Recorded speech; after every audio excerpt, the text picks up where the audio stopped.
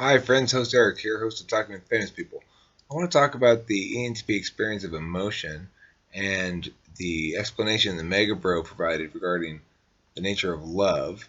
In a video earlier today, I had indicated that I don't know what love is, and um, in any meaningful sense, because a lot of times, and it's strange that I didn't understand this earlier, but I really don't know what I'm feeling a lot of times. It's really strange now that I've noted.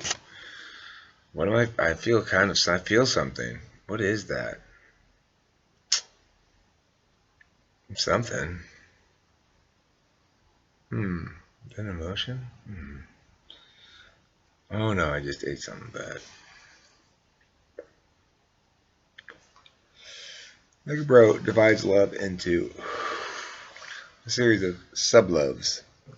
Subloves are like loves, but they're subloves.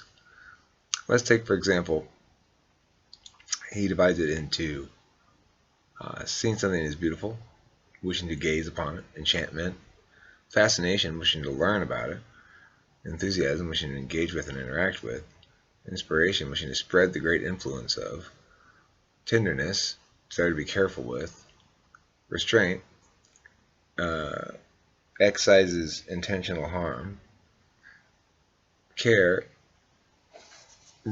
expresses remorse for unintentional harm, and concern and protection, panic and full attention when you think something's hurt. And then the highest level, he said ignore it though, it's irrelevant. I'm going to ignore it, it's irrelevant. I'm not going to talk about that part.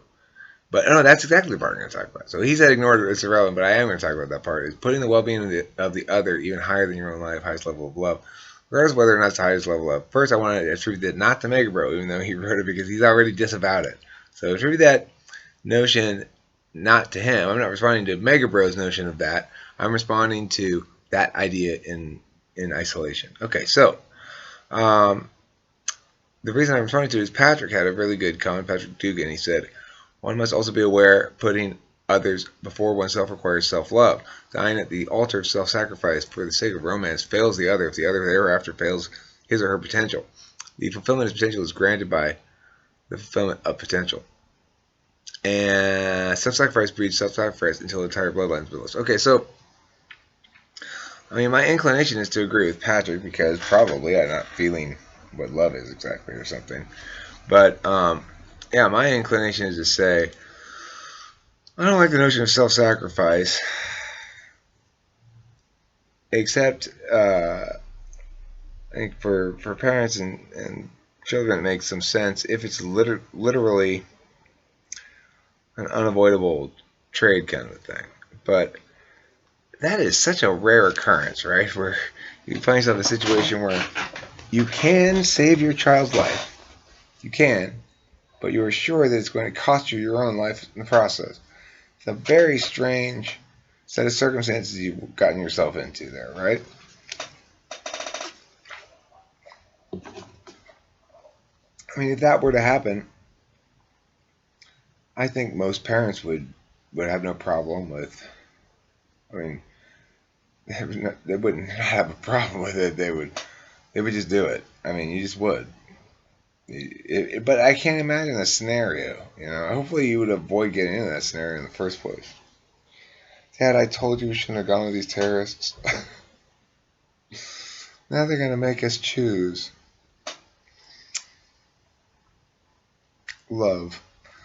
So, in general, the notion of self-sacrifice as a component of love, or as the totality of love, um,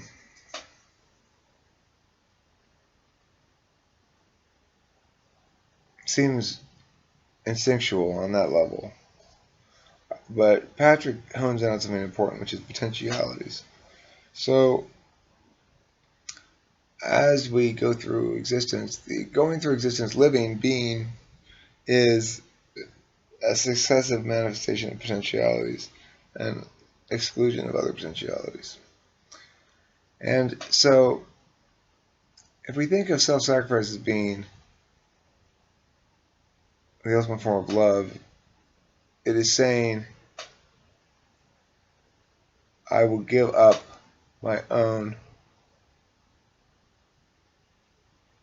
branching web of lighted potentialities and dark ones as well. Some potentialities got eliminated early on, like when you broke your ankle when you were a kid and your foot was never straight after that. It eliminated your hopes of being a track athlete. That whole chain of potentialities went dark. That's something that is relevant, and it puts a burden on another person as well. It's something to remember. If you were to save someone's life and die in the process,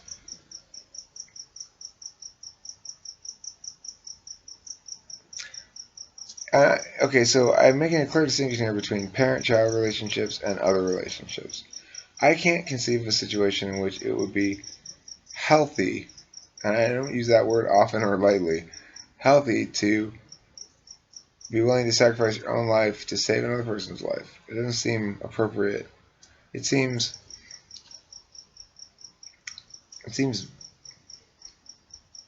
propagandized. So you describe these things, Megabro describes these things as though they were experiences, and then he makes a point of detaching them from behaviors. That's what I just don't understand. How do you have experiences that aren't behaviors? I mean, thought's a behavior, right? Crying's a behavior, laughing's a behavior.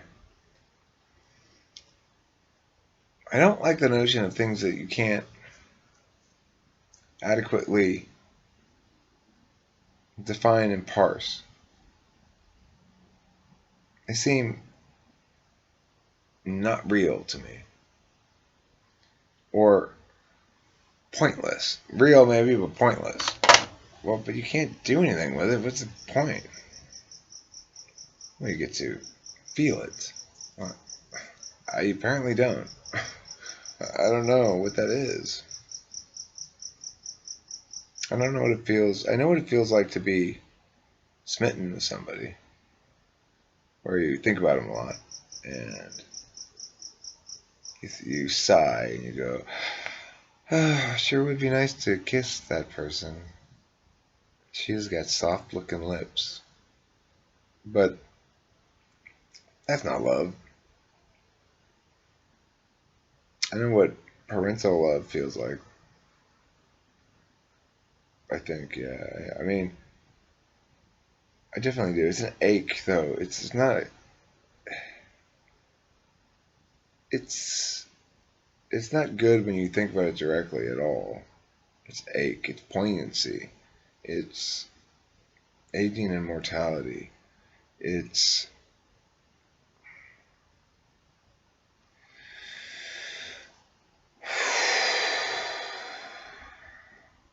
that panicked feeling in your chest that you get when you get existential garbage on the brain.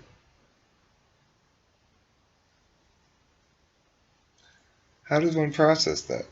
Because when I think about that right there, what did I just think through, and what prompted this huge wave of emotion is my daughter being little, my daughter growing up, my parents.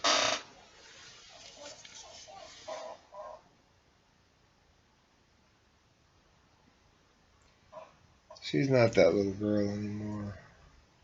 Those times are past.